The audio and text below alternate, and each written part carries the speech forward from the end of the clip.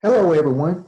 Welcome back to another episode of Community Heroes. And today I'm going to be your host, Michael Taylor, Associate Media Assistant.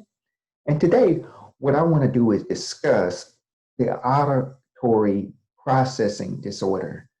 For those that don't know what that is, I'm going to give you a little bit of dialogue about what that's about and how important it is in day-to-day society, people that suffer from it. It's basically something that people suffer from, which is not their IQ or their intelligence level or their ability to succeed in academia, college, or the workforce. It's just that they process information a little slower than someone that whom may only take them a couple of days or two. And here's a little bit of dialogue about it. Um, One of it is that it's a disability where someone understanding of concepts is a little delayed. Sometimes it's referred to as APD, which is just the abbreviation. People struggle with it in different ways. It may be auditory, or it might just be the visual of the directions, giving the directions of the way the concept is explained while at work, or just simple subjects that they might suffer from. The other, what you need to understand is basic skills methods. People who struggle with this disorder, need in different ways their environment, learning materials, because in school you need to focus on it because of trying to keep up with your course load, keeping up with your classmates, subjects. But all the same, I've seen many succeed as well as my own personal experience dealing with it is that you deal um, with it with by having tutors, and you have some support with it.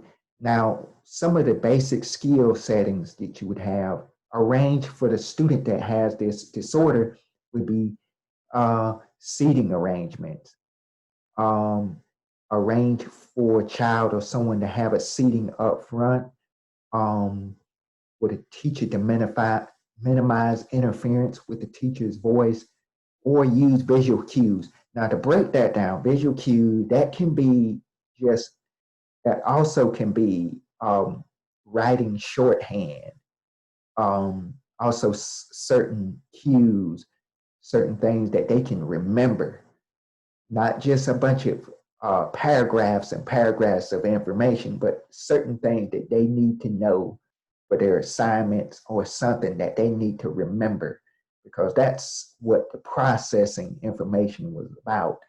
Um, they're not understanding the concept very well. So, it takes them a little while to kind of catch on. Also, giving them extra time. Now, that might be for tests. I know sometimes with a little time, especially a pandemic too, but usually you want to be able to give them some time for testing time and not just the day before. Give them that time. What I did is just before a few hours before test, I would go over it a few times. So that's important for helping kids. And a little bit about my background is um, I struggled with it dealing with grade school. For those that don't know what mine was, it's a little bit of like a delayed um, learning, kind of a delayed learning. During grade school, I struggled with a lot of subjects like um, social studies, which is a little bit of history and a little bit of um, world history too, which talks about ranges of subjects of history. And during my adolescence, I did receive tutoring when I was a kid, but a lot of times I only learned English, reading, because the rest of it I barely grasped, like math. I barely got through that during grade school. So a lot of my time, I struggled a lot using the small understanding of a lot of real easy concepts in the very beginning. So my environment within school were more constricted with remedial courses. And those that don't know what that is, it's kind of where kids are just kind of lumped together. Troubled kids, kids that fall between the cracks, kids that have learning disorders that deal with not how learning how to read and write. It's learning disabilities that deal with their ability to understand the basic concept of just following directions. They're all lumped together. So a lot of times teachers are so constrained with all these responsibilities, they tend to can't pay attention to all these students.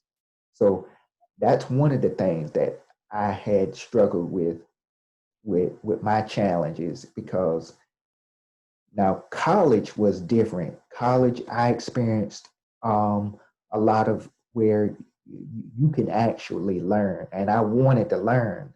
So I actually got a good experience with growing, where it was a good growing period for me, where I actually learned more from just learning from other people. And I also learned what my some of my concepts were. I actually got the chance to learn teach methods, learning to quiz myself, learning to tutor myself beforehand, learning what my hangups were, because that was the most important thing for me. I didn't know what my hangups were. I learned a lot, but I also learned what my testing anxieties were and what my struggles were to get me through a college course.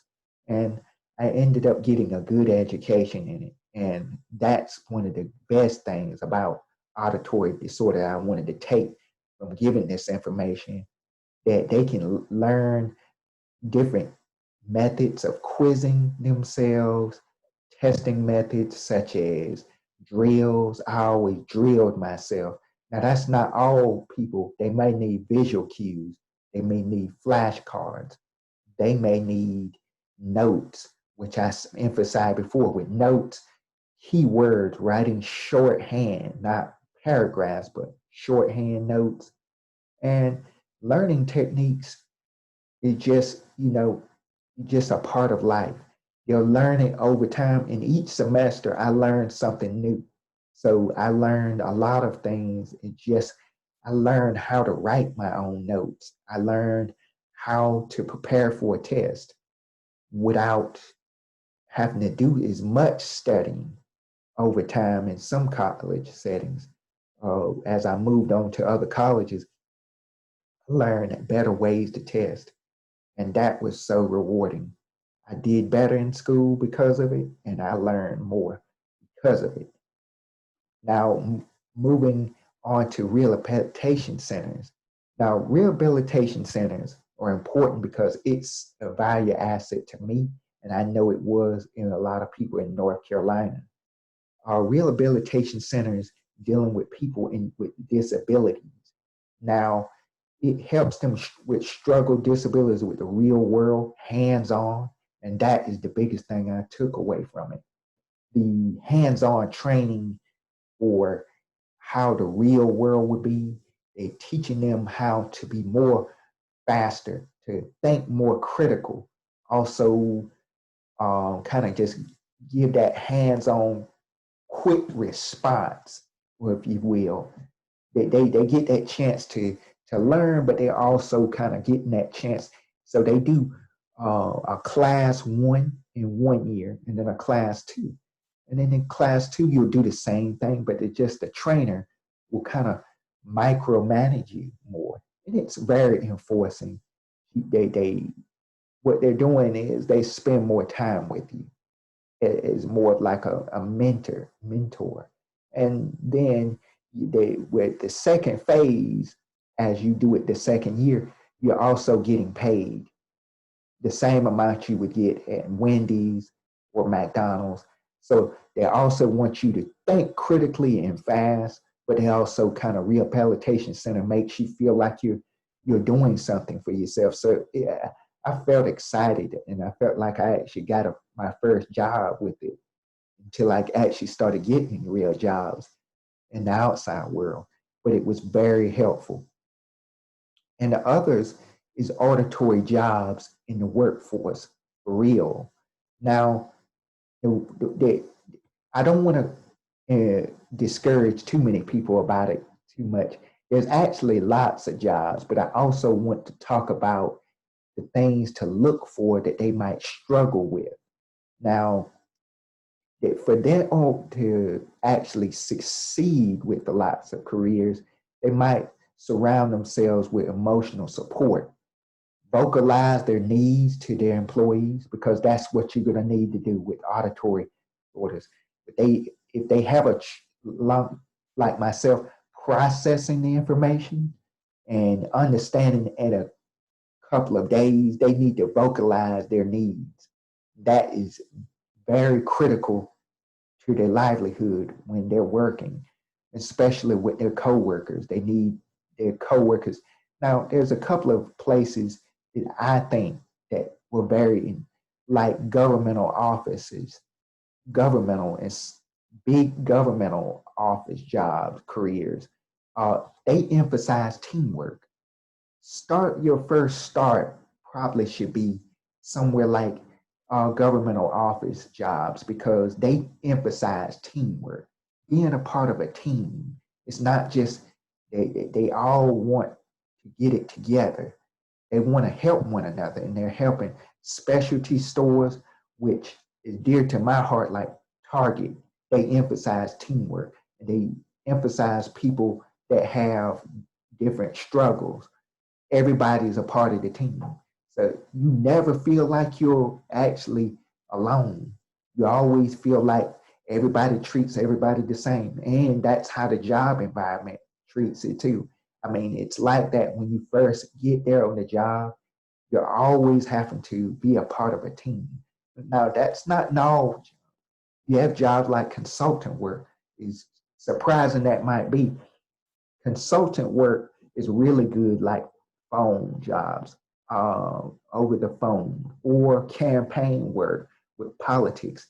People with auditory disorders processing information actually really work really well with these types of jobs. Consultant work, dealing with people, hands on, and speaking to the people. Because once you give them something to do, they want to do it. I mean, they have a time with the processing the information of directions. But once you give them something to do, they feel like they're part of a team. They always thrive. So management is another one that I emphasize. Music, because you work with so many different people. Me being a musical DJ, I work with so many people. It just, you know, they don't even bother about stuff like that. They're so with awareness. You work with different people under the music environment. So that is a lot of other places. Now, what to look for around someone who suffers from it? It's called a lot of things. Communication barrier is one of the biggest key factors, but what you need to know is some of their problems that they face. They will avoid participating, but that's not always the case. I know a lot of people that um, they they place themselves in environments where they want to kind of avoid challenging situations that are going to put them where it shows their disability. And they want to be a part of where it's empowering. But that's one of the things that you will look for. One of the things is that they sometimes tend to not always believe in themselves. So that's one of the biggest things. They don't get discouraged to ask for help because they don't really believe a lot in their academic achievements because of They don't work in a group environments because they don't believe that their voice will be heard or emphasized. Anybody would want to know about one of their ideas.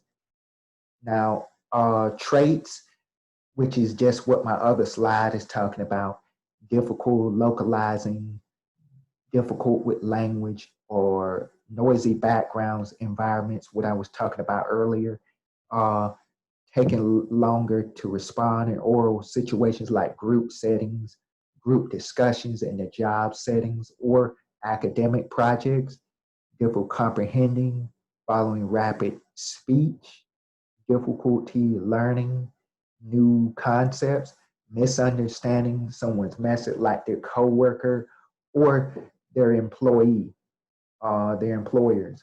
Um, Being easily distracted, which one of my personal ones that I struggled with.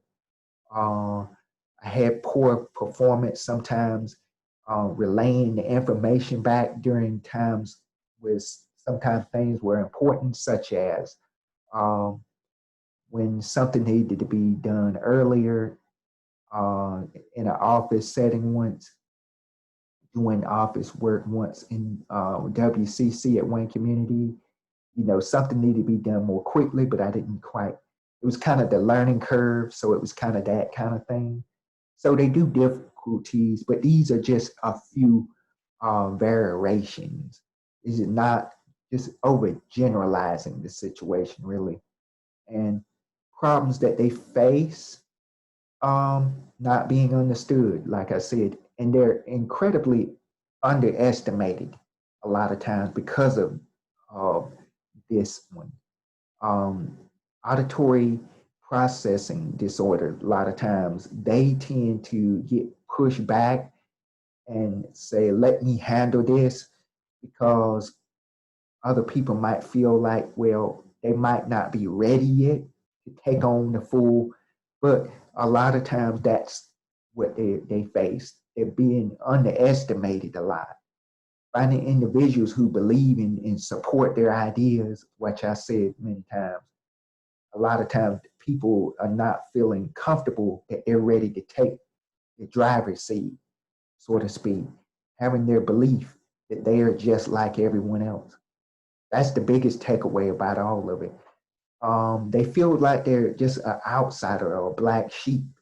They don't feel like they're like everyone else. But I'm living proof that I've seen it happen with lots of people with disabilities. Um, a lot of times, even in times, sometimes with my own teammates, I feel like I don't want to share that because of sometimes my words might not come out right, you know, those type of things. And sometimes of some of my disabilities, I feel like that could hold me back because I don't really want to jump out there too soon. But a lot of times I do have a lot more to say. And sometimes that's what I wanted to vocalize about, the awareness about people who suffer from these things. That, you know, that they're just like everybody else. You know, they have voice of opinion. They have different range of passions. They have artistic values. They have personal political beliefs. Believe it or not, they have a range of passions that even I can't even go into a lot of times, that people are yet to see. So here's some organizations I wanted to take away. Asha.org, which deals with the therapy, and it also kind of just deals with just people with a lot of language barriers, visual and hearing problems, that have to use a hearing aid, but it also with auditory processing disorder. They do deal with a lot of this. So Asha.org is a really good one. There's a lot of publications out there, believe it or not, for auditory processing disorder. American Journal of Audiology, American Journal Speech Language Pathology is a publication, magazine, Journal of Speech Language, and Hearing Research and Language, Speech and Hearing Service in Schools. Now, therapy centers can range from lots of things. These are just a overgeneralization of one. One-on-one sessions are just one, not all. These are not all situations. These are just some. With speech, sometimes they deal with how fast can you move a block away from and then put it back in its place. They deal with exercises, kind of just on your response time, things like that. They utilize therapy approach on specific to child's listening and communication needs. And that's just a few generalizations. But just the biggest takeaway of it all, that they all struggle with certain aspects, but not just clearly just with mind, but a lot of comprehension and just not speaking up to enough to their figures and building enough emotional support around them, feeling comfortable telling people about their issues or the problems that they face. Um, that is my topic for today, guys. I hope you like this video. If you like it, comment, share, subscribe, and like. And for those that want to follow us on this social media on communityheroes.net, you can also follow us on Facebook, Twitter, Instagram, and thank you.